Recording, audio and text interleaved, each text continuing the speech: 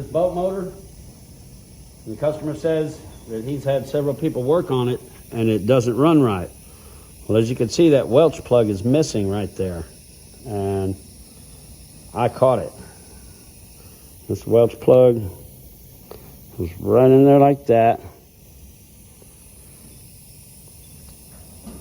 Take this punch and you go like this.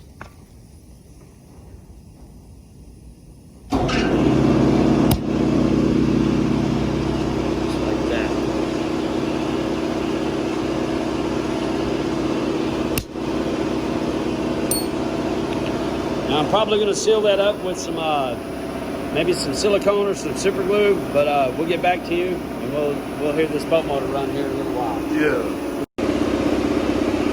All right, this is the boat motor that had that Welch plug missing. He'd had several people look at it and they couldn't figure out what was wrong with it. We're going to give it a shot here and see what happens. A little throttle, a little choke.